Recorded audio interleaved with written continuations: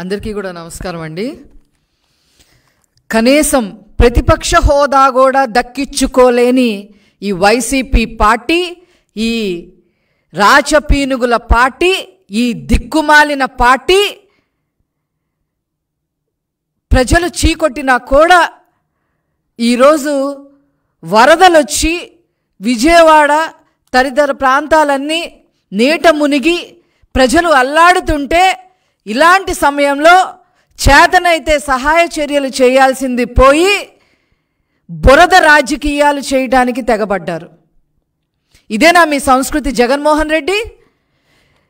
మీరు సబ్జెక్ట్ తెలియకుండా, ఎందుకు మునిగిపోయిందో కూడా తెలియకుండా, చంద్రబాబు గారు ఎందుకు మునిగిపోయిందో పదే పదే ప్రెస్ మీట్లు పెట్టి చెబుతున్నా దాన్ని కూడా ఆలకించకుండా మీ దారి మీరు ఏదో ఒకటి మాట్లాడేసి ఎప్పుడెప్పుడు లండన్ ఫ్లైట్ ఎక్కేద్దామా అనే ఆలోచనతో ఉంటే అది ప్రజలు గమనించుకోవట్లేదా అని చెప్పి ఈ సందర్భంగా నేను అడగదలుచుకున్నా. మీతో పాటు మీ కలుపు మొక్కలు, ముఖ్యంగా రోజా, సిగ్గు ఎగ్గు లేకుండా ఆమె గురించి మాట్లాడాలంటేనే నాకే చాలా చీదరపడుతుంది. అయినా ప్రజాస్వామ్యంలో తప్పదు కాబట్టి, ప్రజలకి విషయాలన్నీ ఇంకా తెలియాలి కాబట్టి నేను ఈరోజు ఆవిడ ప్రస్తావన తీసుకొస్తా ఉన్నా. చెన్నై గెస్ట్ హౌజుల్లో కూర్చొని ఇష్టం వచ్చినట్టుగా మాట్లాడతా, ముఖ్యంగా చంద్రబాబు గారు అదేవిధంగా లోకేష్ గారి గురించి ముఖ్యంగా ఇష్టం వచ్చినట్టుగా మాట్లాడుతుంది. హైదరాబాద్లో కూర్చున్నారు అని చెప్పి మాట్లాడుతూ ఉంది. నువ్వు నగరి వదిలి వెళ్ళిపోయి చెన్నై గెస్ట్ హౌస్లో శుభ్రంగా ఎంజాయ్ చేస్తున్నావు అనే విషయం ప్రజలందరికీ తెలుసు. అంతకుముందు యూరప్ టూర్లు వెళ్ళి శుభ్రంగా ఎంజాయ్ చేసావని కూడా ప్రజలందరికీ తెలుసు. అప్పుడప్పుడు ఇక్కడికి వచ్చి లేనిపోని అన్ని మాట్లాడటానికి సిద్ధపడితే తస్మాత్ జాగ్రత్త. అసలు కళ్ళుండి మాట్లాడుతున్నారా, కళ్ళు లేక మాట్లాడుతున్నారా, మతుండి మాట్లాడుతున్నారా, మతి లేకుండా మాట్లాడుతుందా, ఈ రోజా ఎలా మాట్లాడుతుందనే విషయం మాకు ఎవరికి కూడా అర్థం కావట్లేదు.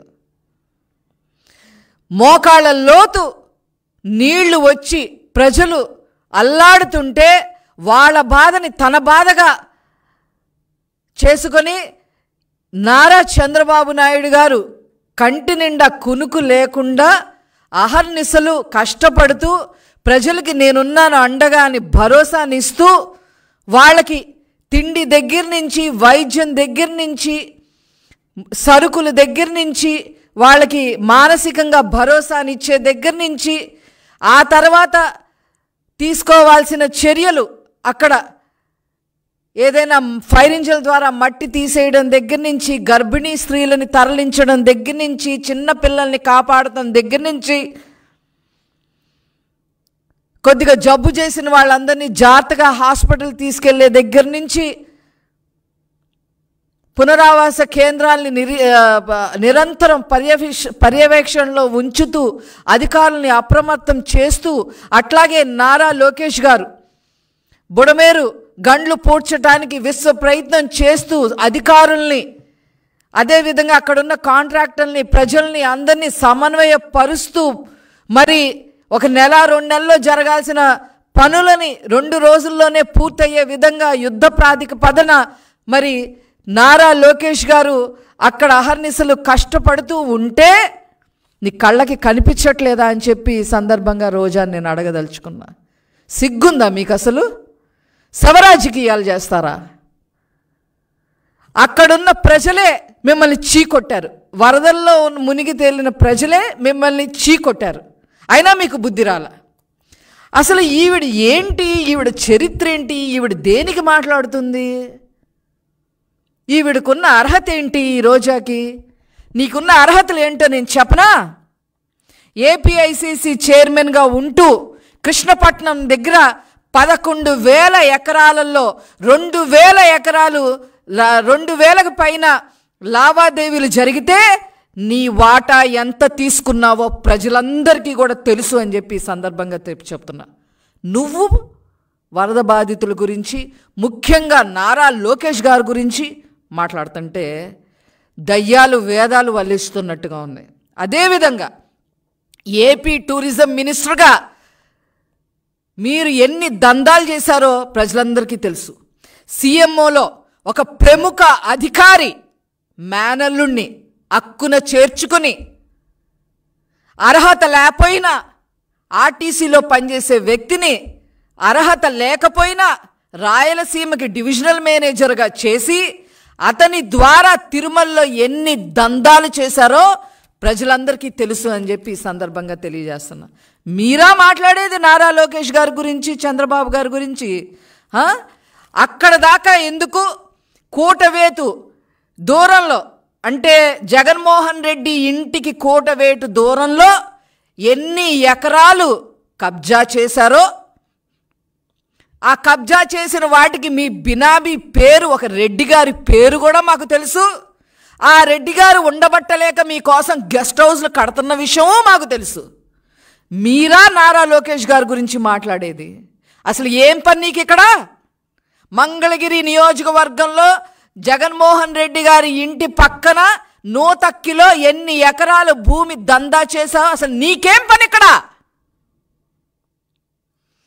అదేవిధంగా నగరిలో కూడా ఎవరైతే ఈ రెడ్డి గారు ఉన్నారో అతనికి నగరిలో కూడా బినామీ పేరుతో మీ ఆస్తులన్నీ భుజాల మీద మోస్తున్నాడనే విషయం ప్రజలందరికీ తెలుసు. అదేవిధంగా ఏపీఐసీసీ చైర్మన్గా ఉండగా కోట్ల రూపాయలు ఫర్నిచర్ కొనుగోలు చేసి ఒక అతని చేత కొనిపించి అతనికి కరెంటుకి సంబంధించిన కరెంట్ లైన్ కాంట్రాక్టులు ఇచ్చిన విషయం కూడా ప్రజలందరికీ తెలుసు అని చెప్పి ఈ సందర్భంగా నేను మనవి చేస్తా ఉన్నా. అంతేకాకుండా ఎక్కడెక్కడమ్మా ఇళ్ళు మీకు? అడయార్ దగ్గర నుంచి, చెన్నైలో అడయార్ దగ్గర నుంచి, నగరి దగ్గర నుంచి, హైదరాబాద్ దగ్గర నుంచి, బెంగళూరు దగ్గర నుంచి ఇన్ని విల్లాలు కట్టుకొని ఈరోజు ఏ విల్లాలో కూర్చొని ఈ విషయాలన్నీ మాట్లాడుతున్నావు, ఈ దిక్కుమాలిన విషయాలన్నీ మాట్లాడుతున్నావో మాకు అర్థం కావట్లా. అదేవిధంగా పోనీ ఇంటి బయట దందా చేసావు, కాన్స్టిట్యున్సీ నియోజకవర్గ బయట చేసావు అనుకుంటే సరే చేసావు, సరే నీ బుద్ధి అలాంటిది. నియోజకవర్గ ప్రజలనైనా ఏమన్నా వదిలిపెట్టావా?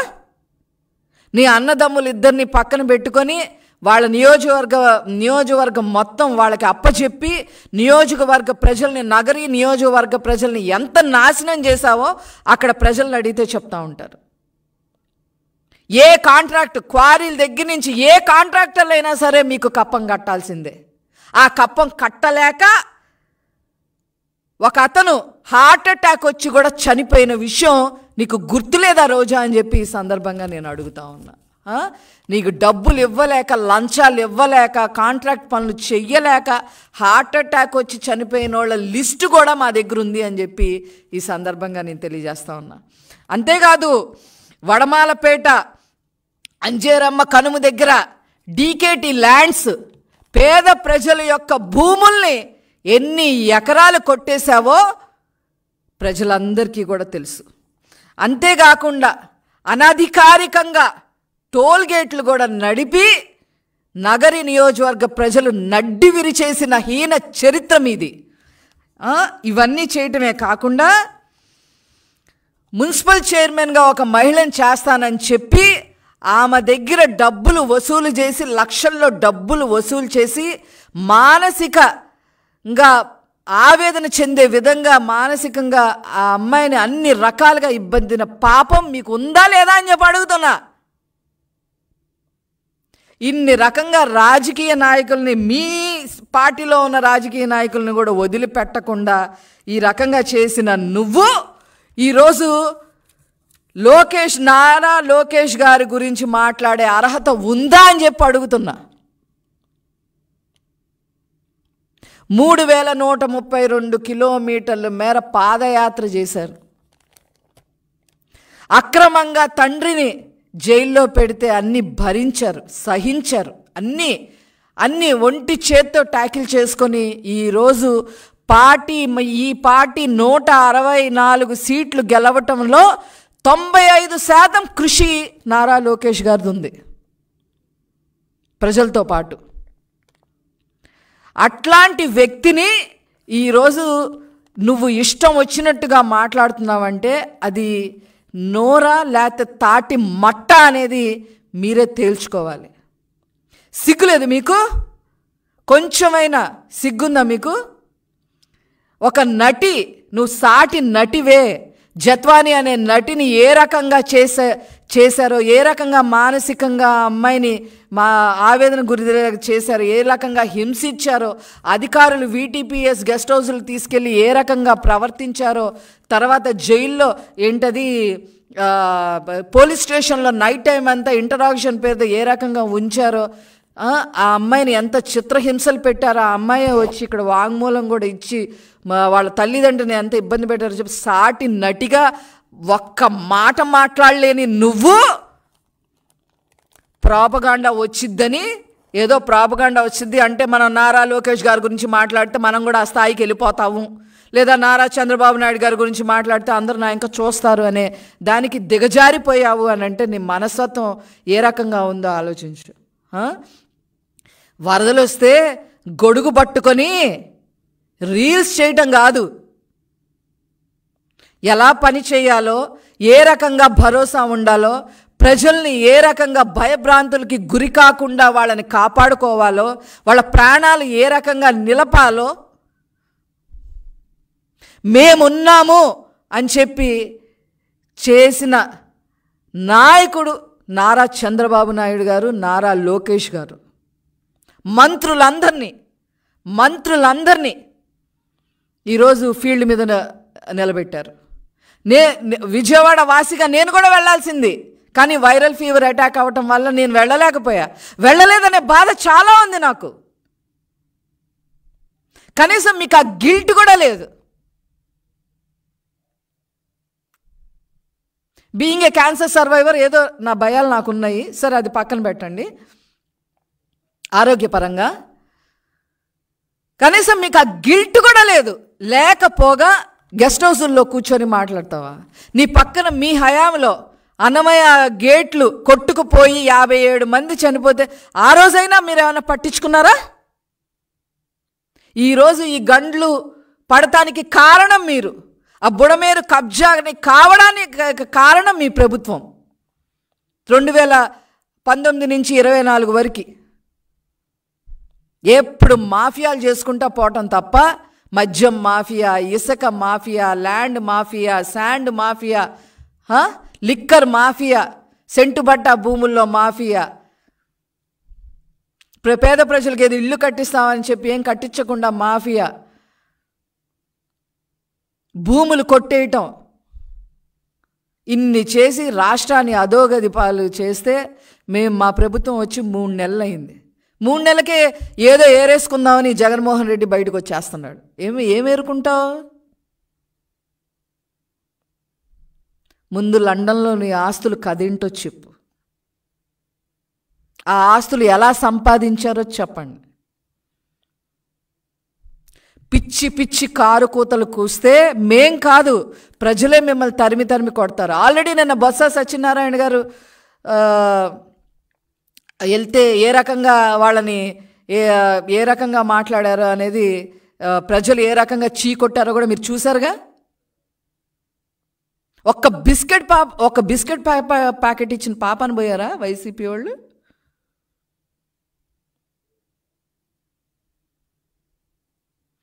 కాబట్టి ఇవన్నీ దృష్టిలో పెట్టుకో, ఇవన్నీ కూడా బయటకు వస్తాయి. అన్నిటికీ మించి ఆడుదాం ఆంధ్ర 100 కోట్ల స్కామ్ నీ కనుసన్నల్లోనే జరిగింది, రోజా కనుసన్నల్లోనే జరిగింది అనే విషయం అందరికీ తెలుసు. అవన్నీ కూడా నిదానంగా బయటకు వస్తాయి, నీ సంగతి తెలుస్తుంది. చట్ట ప్రకారమే నువ్వు రేపు కటకటాలు లెక్క పెట్టాల్సిన పరిస్థితి వచ్చుద్ది. అప్పుడు మాట్లాడుతూ కానీ, ఏం మాట్లాడుతావు అప్పుడు మాట్లాడుతూ కానీ. ఖబర్దార్ రోజా. Thank you.